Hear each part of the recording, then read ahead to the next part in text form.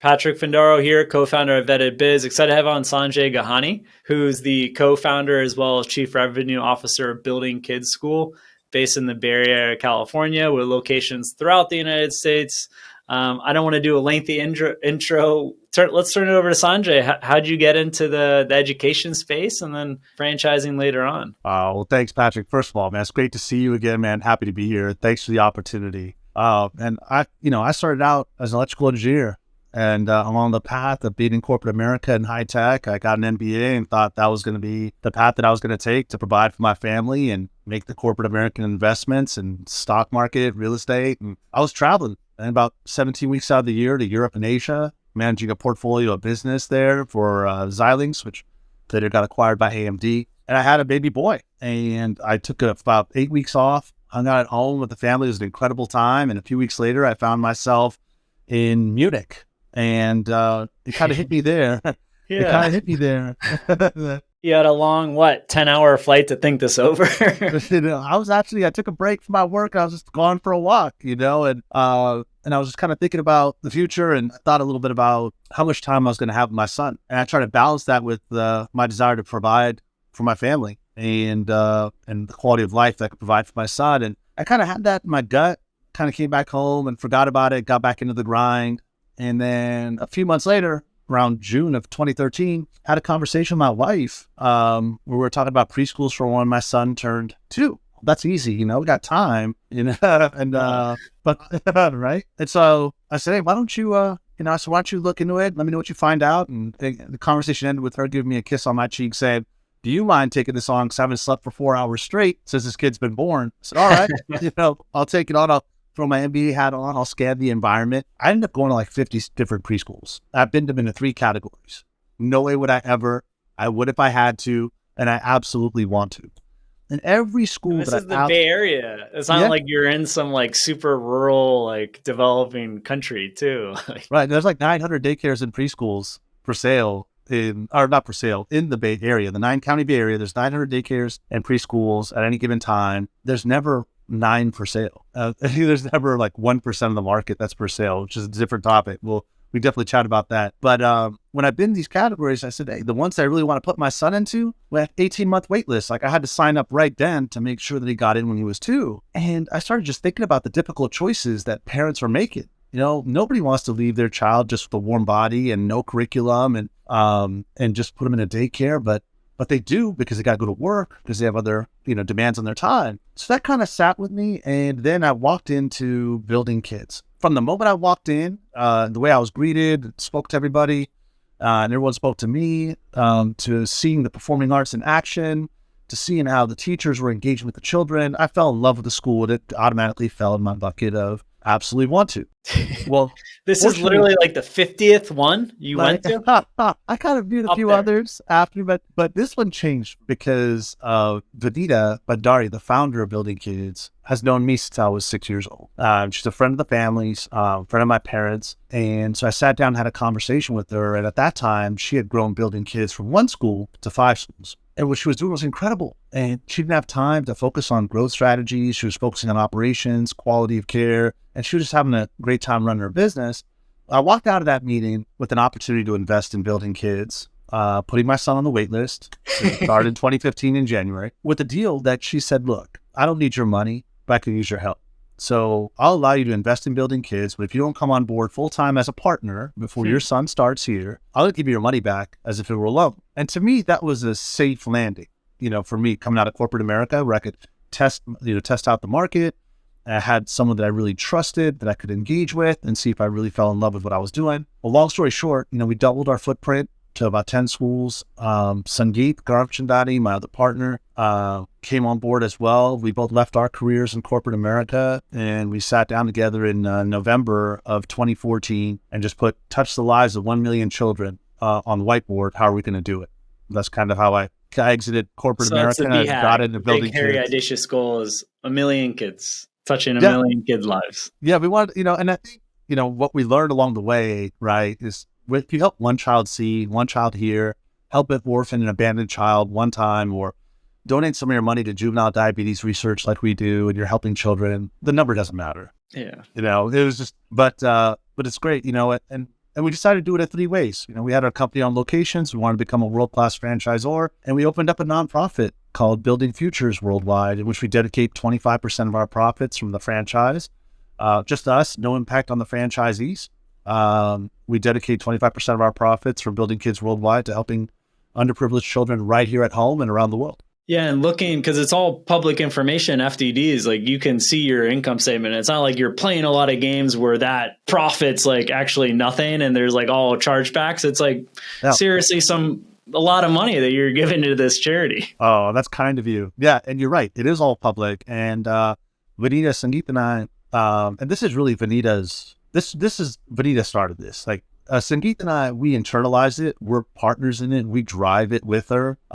She does so much, and she's an amazing woman. And so I'm grateful that she kind of brought this idea up, but she's the one who's really the driver behind it. And so instead of splitting up our profits 4 ways, we split it up, or instead of splitting up the profits 3 ways, we split it up 4 ways.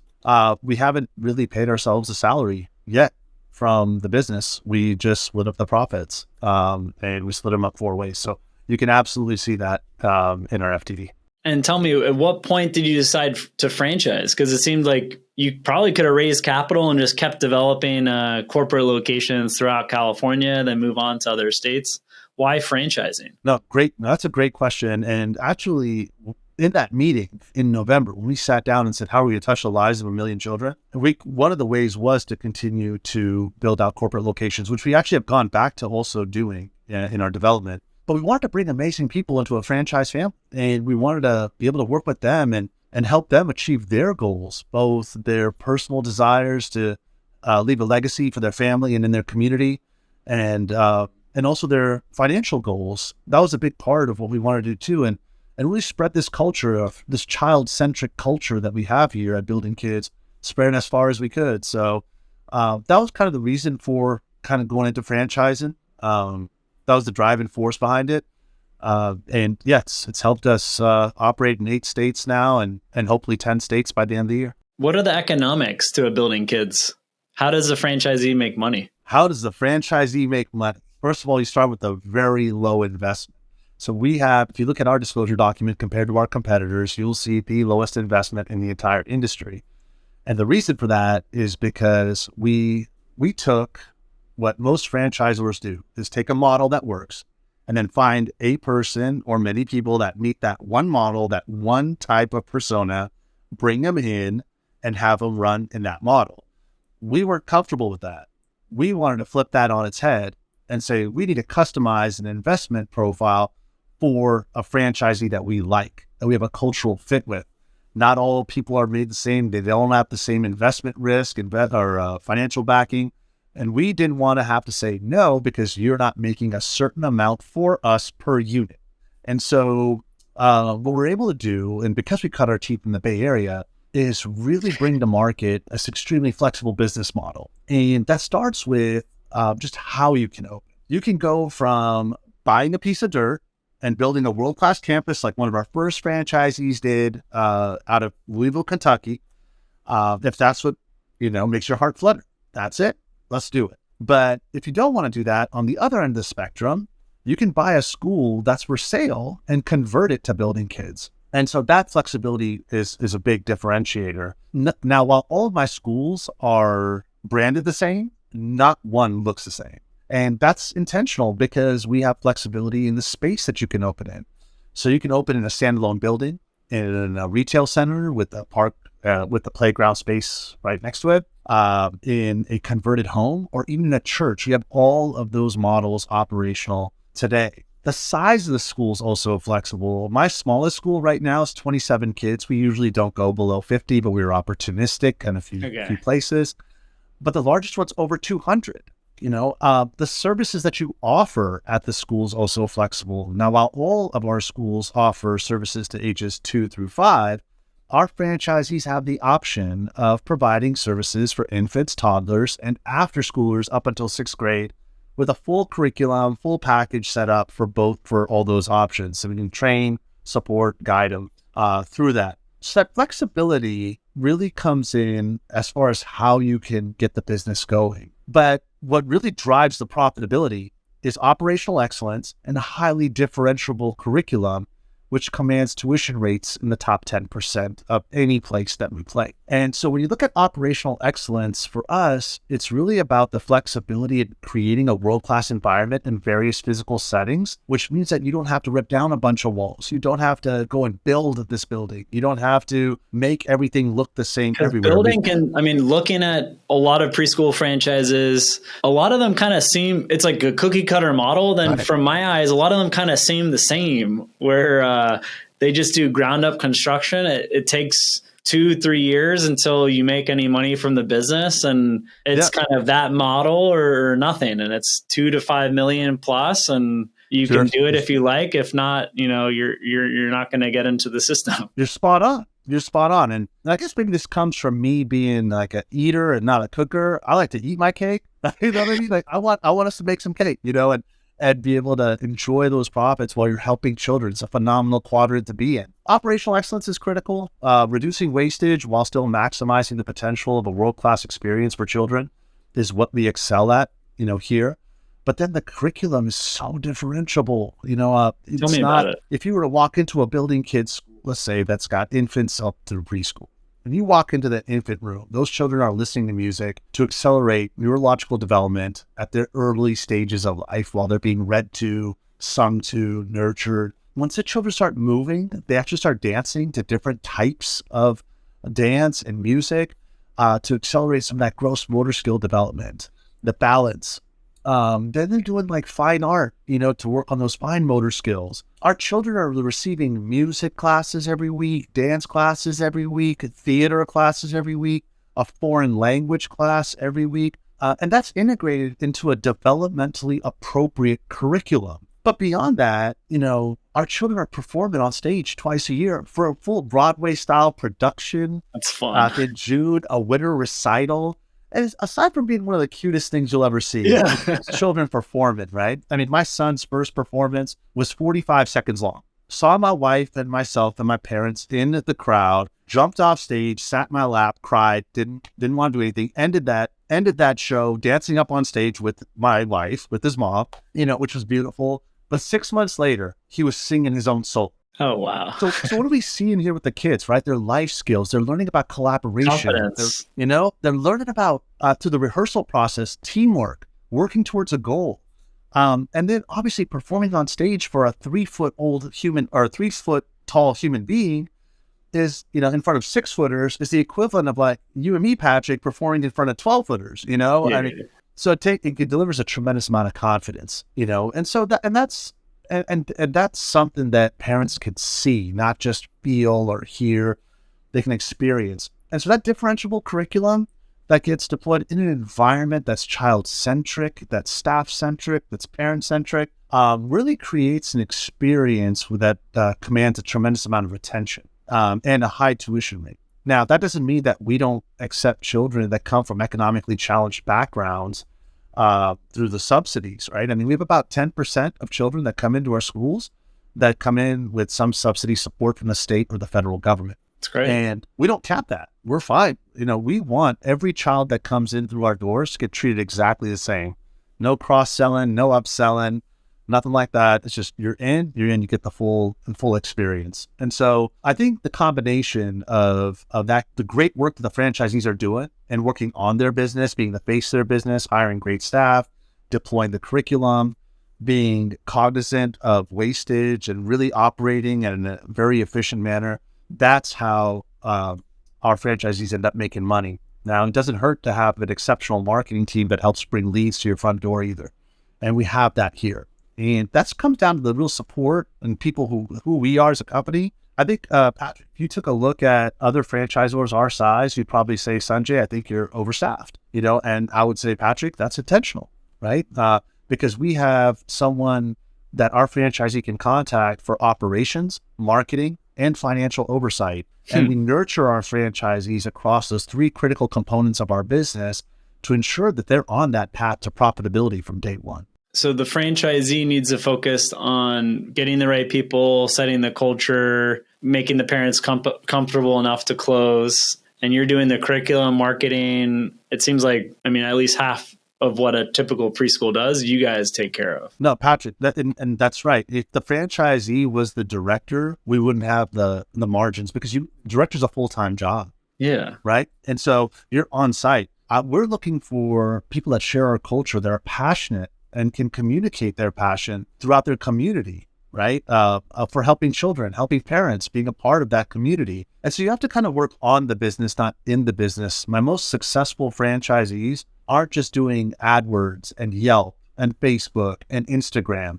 They're out in the community building relationships with nonprofits, with businesses targeting children, businesses targeting parents, performing arts centers, pediatricians' offices. It seems like the trend for the most successful franchise systems in 2023 is franchisees do what you can't do virtually, and the franchisor does the rest. That's right. So you mentioned things that you can't do. Even if you wanted to do as a franchisor, you can't. You have to have a local person do it. Right. And while we make if you look at our backgrounds, like you look at Vanita's background is in finance.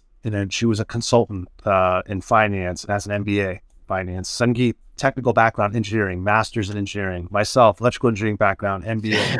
We make data-driven decisions on the back end, but on the front end, that franchisee is the face of a home away from home for children. We want to be a partner in the development of that child with parents.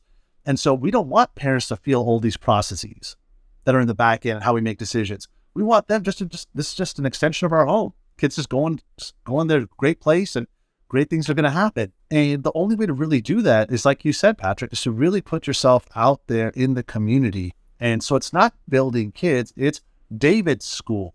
It happens to be called Building Kidz, or it's Megan's school, or Chris's school, right? And I think those are the franchisees that are really excelling, are the ones that, and it comes naturally for them because this is what they want to do, right? And how hard is it for franchisees to scale from 1 to 2, 1 to 3? Because you guys have done it with corporate locations. Do you have any franchisees that have already done it or are planning to open up multiple? Absolutely. No. We have a franchisee that between herself and her sister and her husband have 7 locations. We have a franchisee that signed an area developer agreement with us that's starting their 2nd location, but committed to opening 10. And we have franchisees that have single units and some franchisees that just signed their 2nd agreement and want to expand. It's for us because of the experience that Vanita brought in to the organization from 2003, having multiple locations. And over the years with Sangeet and I working with her on this business, and the competency that we've built on this team here at Building Kidz, it's easy for us to provide the guidance to scale. And candidly, it's easier for me. If I'm going to grow to 150, 200 locations, it's easier for me to manage 50 relationships than 200. And so I'm interested in it as well. And the cost, there's always a cost of time and money to acquire new franchisees, new customers, whatever type of business. So if your existing customers, clients you can grow with them, it's the best. Yeah, no, totally. And I think you're spot on about that. And what I'm hoping, as you look at us over the next few years, that we see a lot more of that growth, and that just proves more that what's happening here is special. That there's interest. Even once you sign, it's not you sign and then you exit it. You sign and you grew. And let's talk about the acquisition side, because a lot of franchisors don't want to roll their sleeves up and work with a franchise candidate or a franchisee that just signed on basically doing deals and doing conversions, because it's not a playbook. Like everything we've talked about, it's not one size fits all. And it takes a lot of time and effort, and it's a big long-term commitment from you, Sanjay, and your team to help someone acquire an existing business, stabilize it, rebrand, change the curriculum. So, hats off to you for having that option. Do you mind talking a little bit about it? No, thanks. No, and thanks for recognizing that and asking about it. I think it kind of goes back to, I think for a lot in the early child education space, we were talking about earlier, Patrick, a lot of the franchisors are looking for one specific persona. You fit that mold, you come in, we've got a mold, that's it, we're good. And, and I think that just comes down to unit revenue and per location revenue for the franchisor. That's kind of, what's advantageous to them. For us, because we turned that on its head, because we're relationship driven, all of us are relationship focused with our franchisees. for us, it's critical that we take every step together. And I always describe it as not a two-way street where we're meeting in the middle. It's a one-way street that we're both walking down together. And every step along that way, we're going to take that together with our franchisees. And so within the franchise family, there's different opportunities that come up for different franchisees. And what we do is very customized. Now, if you look in our franchise agreement, the responsibility is the franchisees to find and open a location. And that protects us, and that's intentional. But if you look at in practice, what's happening is as locations are evaluated or identified, they're being assessed not only by the franchisee and how they've been trained and guided and supported to do, but with their operational lead, with their marketing lead, with their finance lead. And what does that mean? That means not just looking at an opportunity for acquisition and saying, hey, the demographics look good, but actually diving into the details of that opportunity during due diligence. The franchisee does not sit by themselves during due diligence. They're on a team of 4 to 5 people who are all contributing for the same goal, to get to the bottom line, understand the real value in the business, and then prescribe a purchase price that is reasonable based on our assessment. And to do that, you actually have to build out pro formas. So our team here builds out pro formas, 5-year pro formas. What are we seeing today? What's going to take to operationalize the base level of Building Kidz and get that operations piece set? How long will it take? What is it going to look like financially? What's it going to look like 18 months from now when we're hubbing as a Building Kidz location? How many children are going to be graduating in the next 6 months? What's that look like compared to how many children are there? Is there a wait list? Is there not a wait list? What's the demand like in the environment? Are there wait lists at other schools? What's the competition like? What's the future land use map look like? It seems like you're like doing an acquisition of like 100-unit school chain, not just like a single site. Yeah, but that's the type of data that we take in. It's a multi-point inspection. And we develop relationships through that process with members from City Hall, like your planning department, community development department, city council members, mayors. We're talking to them, and we want our franchisees developing those relationships with them through that process, so that not only do you look at a snapshot of where we are today, but in that equation of whether we should move forward or not, what does it look like 5 years from now? What does that community look like 10 years from now? And is it going to continue to be a great place to have a preschool? In terms of like finding the deals, is it sites like in California, BizBen or Biz Buy Sell if you're looking throughout the United States, or are there particular preschool brokers? How do you source the deals? Great question. Multiple channels. You absolutely can go online. A lot of times online is a little bit challenging because some of those opportunities are stale. They just don't get updated. Right? Yeah. And so it's kind of like a bait and switch where right. And so you broker probably what is there? Oh, you're interested in a preschool. I have this, I might have another opportunity for you, but I have your contact now. So. Exactly. And we've seen a few deals come through from there, but it comes from building relationships. You want to get in touch with somebody who's a business broker, who's sold preschools in the past locally, connect with them. But there's things that you can do on your own as well. Like you can scan your market. You can get data from the state on how long. Well, you said Bay Area, there's 900 preschools. So, that's the potential. And yeah, maybe 10 are openly for sale, but maybe, 50 might sell for the right price in the next couple years. You nailed it. I don't know. Like how many of those have been running for 30 years? What's that owner's plan for the next decade?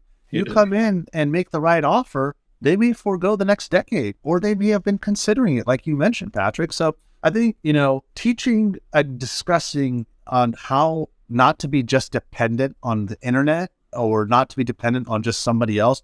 Yes, take the data, scan the environment, use all the channels available to you, including yourself, and build those relationships, do the outreach, connect with other, center-based preschool owners. And especially the ones that have been running for 20, 30 years, just kind of go up and say, here's an alternative. What's your plan? And I don't know your space as well, but talking to people on the acquisition side on the medical, the owner that's retiring, they want money. They want a decent price for it, but it's like, what are they going to do with my legacy? I'm not moving town. So it's like, people are still going to think I own this and I want my baby business to live on in perpetuity. And who's this new owner going to be? What are they going to do? so synergistic with the preschool market. Absolutely. People pour their souls into their preschools, and they have every right to be a part of the legacy going forward. And we owe it to them to honor what those previous owners did. And so for us, it's really about the right fit. It's really about, I don't want to come into a preschool that has a completely different philosophy where it's worth this much. And then I buy it, all the parents leave, and it's worth nothing. And I got to build it from scratch again. And so what we do is we're very strategic about identifying preschools in which the curriculum that's being offered is a subset of what we offer. So parents on day one, without an increase to their tuition rates, feel an immediate benefit that, 30 days from now, 60 days from now, here comes performing arts classes. Here comes a customized curriculum for my child that's developmentally appropriate.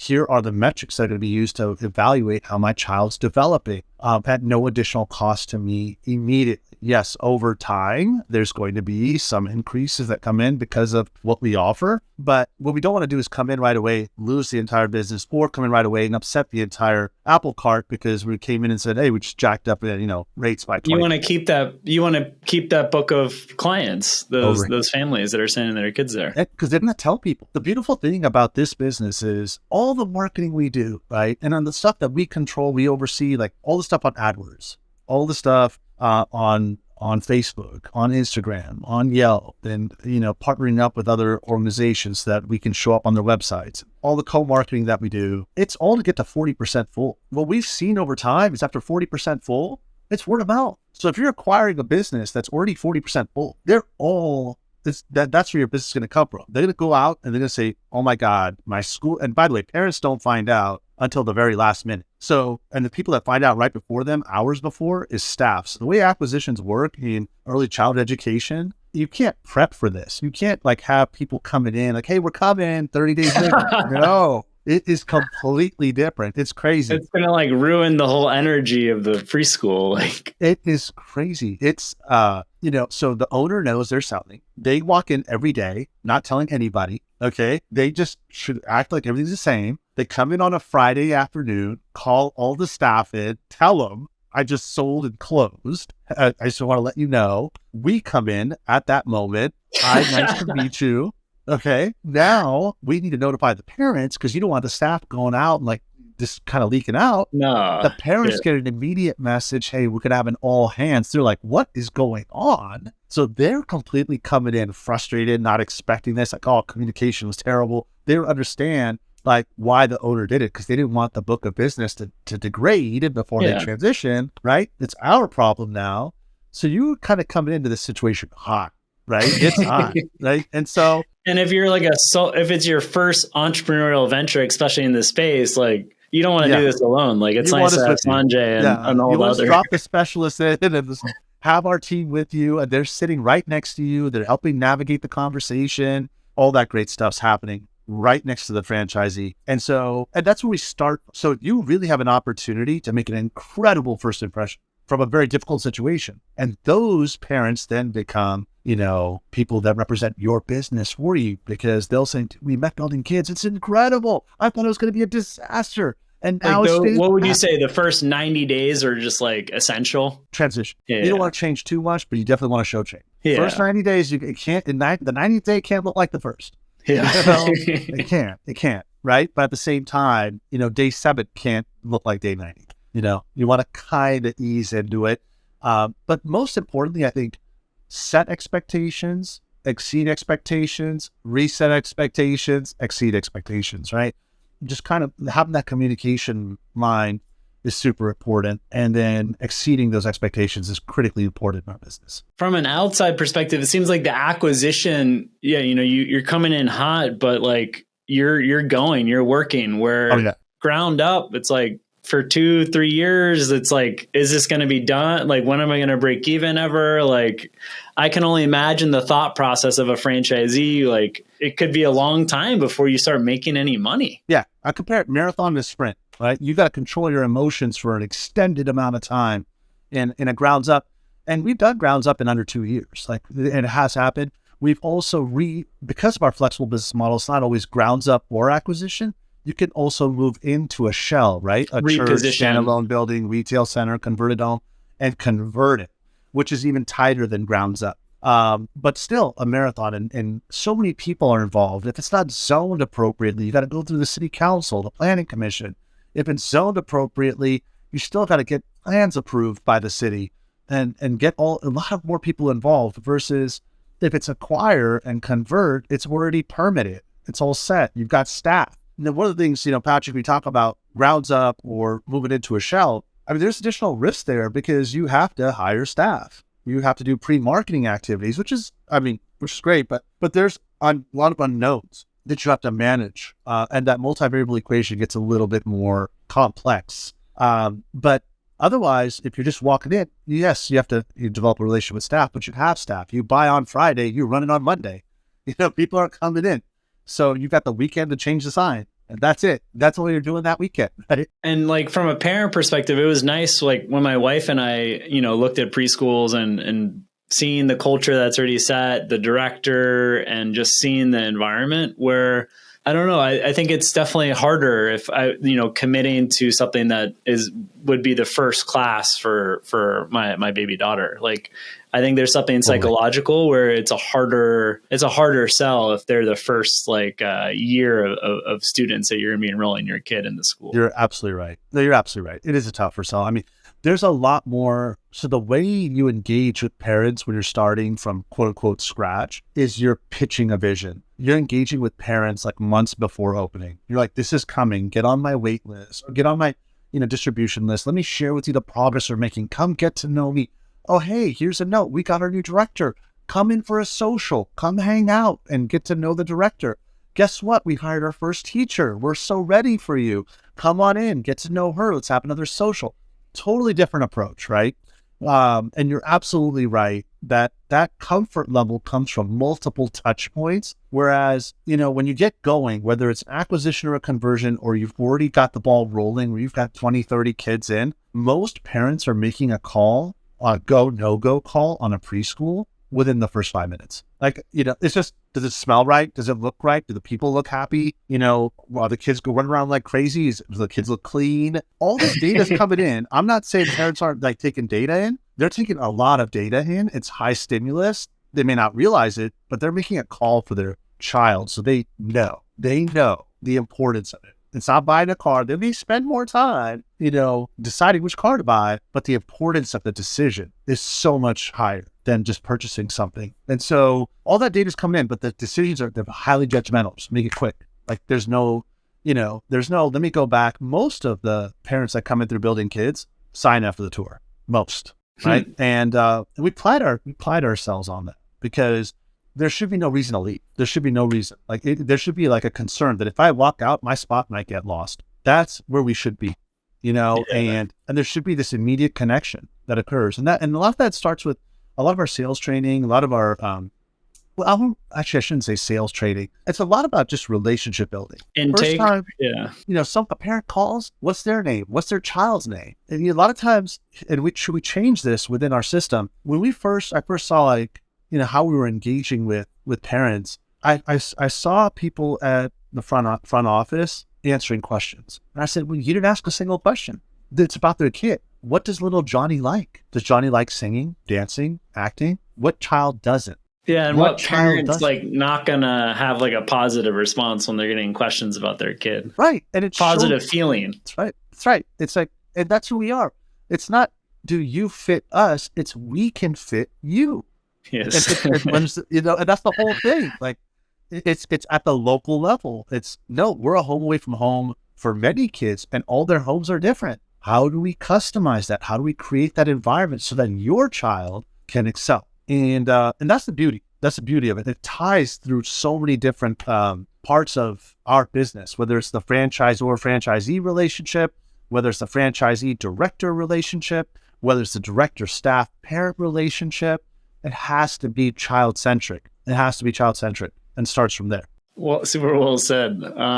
So in terms of like the investment amount, I mean, you have a big range. It depends, but say someone working with your team, they've signed the agreement. They really want to do an acquisition. There's a target at $1 million. Already brings in a good amount of money.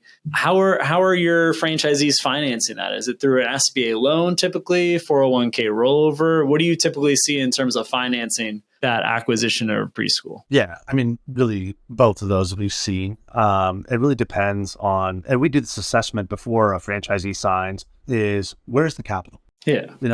And how is it? Like, what is it in? Is it assets? Is it cash? If we're going to be borrowing, what's the income like? What are we showing to be able to be attractive, to be able to borrow? What's the desire, right? And so, yeah, if you're going to acquire something for, $1 million, generally what we're seeing is not all cash acquisition. We're definitely seeing SBA loans. We've got brokers that we've worked with across the U.S. And ones that we specifically like working with because they're great performers that can be located in California but still work nationwide. From an SBA side to kind of clear the fog for some of our franchisees there. That can bring the time frame way down. Like, I mean, if the franchisor already has relationships with the lenders, I mean, you can save 1, 2, 3 months from the process. And also being pre-approved. So we're pre-approved with the SBA. So that's helpful. Then having the relationships is also helpful. That brings the time down. And then having the success in the system with our partners brings the time down, because when I call, my partners pick up. Right. And they say, we know, we've done this before. Sanjay's bringing us somebody. He already knows what works, what doesn't. It makes the whole thing more efficient. So you're absolutely right. That results in a lot of time savings. But we do see, SBA loans, 401k rollovers are the primary vehicles for capturing finances. HELOCs, people will take equity out of, a home if they have a few, assets set up that way. So that's generally what we see. And, if someone's going to do an acquisition, usually, just kind of a note, it usually goes about 3 times SDE, seller's discretionary earnings. And so you take the EBITDA, add back the cost of the director, multiply that by 3, and that's generally in a healthy market. That's kind of what you see. Yeah, and for someone that's doing a first-time acquisition, I mean, they could just, I guess, spend a lot of unnecessary time and money, acquiring a preschool, and have like a lot more risk on the pre-acquisition and post-acquisition if they're just going to do it alone. Yeah, I mean, we're worth it. Yeah, there's a cost. Earn your keep. There's a cost. We're worth it. Yeah. And there's a lot of knowledge here. There's a lot of experience here. There's a lot of success here. We're proud of it. We're not shy about it at all. So we're proud about what we've built, where we're headed. We're excited. We want to take this industry by storm, and I think we're getting there. And I think the next few years are going to be very telling for us. And your business model lends well for not just American permanent residents, green card holders, or American citizens, but also people coming from abroad, where there's all different types of visas that would be eligible with your business, whether it's the E2 visa and they're investing, closer to 300, 400, or an L1 where, say, you have a company in India and you're going to invest in a Building Kidz, and that should qualify you to transfer yourself as executive or one of your executives to run the preschool, even get a green card through the EB1C that way. Or even the EB5, which is constantly in the news, which mostly is for real estate, but few people know, $800K investment, you create 10 jobs, you can get a green card from that. And Building Kidz seems like you can be flexible to those different visa categories. So a lot of folks that want to move to the United States could get a visa and have something to be doing once you're here with Building Kidz. No, and that's why I'm so grateful that I've had an opportunity where our paths cross and learn more about what you're doing and how you're helping families and helping people from all around the world live out their dream. And I'm grateful that while it wasn't our intent to be, a good fit, the result is we are a very good fit because of our flexible business model, and the wide range of investment that's acceptable for us. And that we've seen in the franchise system. I think I'm grateful that have someone like you and your organization, Patrick, where you guys have so much knowledge and are able to really find the right fit for someone who's coming into another country. who wants to start, and there's so much unknown and wants to do really good things, because at the end of the day, not only do you get the green card, you get the opportunity to live in America, which is amazing, but you're doing something good for society. You're doing a social good, and you're making money doing it. It's a great quadrant to be in. And I think that also gets you, we're both entrepreneurs. It's ups and downs. So there's some months, some years that are really good. And then there's other times where it's not as good. And that's the reality of the business. But if you're in an industry and you have purpose with your team and the end client, that will get you through the hard times much easier than if it's like some food franchise where you're not that in it. And, but for your type of business, it's a big impact. It's going to get you through the hard times. I couldn't agree with you more. It has to be a passion, like helping others, leaving a legacy for your family, leaving a legacy for your community, being connected to your community. If that doesn't resonate with you, this isn't the right fit. Yeah. It's just not the right place. If it does resonate with you, there's tremendous opportunity here. We are, what I like to say, recession resistant, pandemic proven, and Amazon proof. Okay. We're not going anywhere. We're not going anywhere. Maybe I would say pandemic hardened might be better. It got challenging there for a while. It got a little hairy. But yeah, no, definitely. Your industry especially, I imagine those first few months where it's just like, and so someone as naive as me, I thought the pandemic was going to last like 6 weeks. I was like, come on, this economy slowing us down. And Miami, it was just 6 weeks. I was so dumb. And at the time, I was a public servant, so I didn't speak my mind. I was a mayor in 2021. I was a council member in 2020 when it happened. And so I wasn't going out and sharing my thoughts publicly that, this ain't going to last very long. But privately, yeah, I thought, who's going to stop America? This economy? Nah. Well, it was so funny. Like, I reconnected with a lot of my friends from the Bay Area that came to Miami. Yeah. Especially those that didn't have kids yet. They just jumped on plane and spent a year in Miami. And we had 6 weeks of COVID, and then it was kind of, obviously there was still bad stuff going on, but it didn't affect our daily lives here in South Florida. No, we've seen, and we're going to continue to see, unfortunately, the impact of the pandemic for years to come, not just economically, but socially. Like our children. Childhood development. Yeah. And just imagine just the data input that we normally get as your child. You're coming in, you're looking at so many different faces made up of eyes, noses, mouth, teeth, ears, everything. And you just cover this up. Where's the data? Like, you're not seeing smiles. All you're seeing is eyes, right? And you're not even seeing that many people on top of it. You're just locked in. It's like, a 4-year-old being in the pandemic for 2 years is the equivalent of a 40-year-old just in time being locked up for 20, right? And now, but make it even worse, because those 2 years of development for that 4-year-old are completely different than the years of development for that 20 years for that 40-year-old. It's like night and day difference. And so when we, as we were kind of going through the pandemic, we were able to be obviously essential initially, and then became essential for the reopening of the economy. And when parents got firsthand what it's like, what we do for their children, there was no selling or, marketing necessary. They were just coming, like, let's go. And when our children started coming back, we started to see differences. The way they were socially engaging, it was different. Our younger ones that were coming in for the first time, the way they were adjusting to new faces was different. And so we saw that at a very local level, at a very microscopic level. You could extrapolate that for humanity and just see that there are impacts that we're going to feel at how children develop into adults. And we'll see that maybe, 5-10 years from now, right? Because who we end up being, really is dependent on our first 5 years. That's a significant role on who we end up being.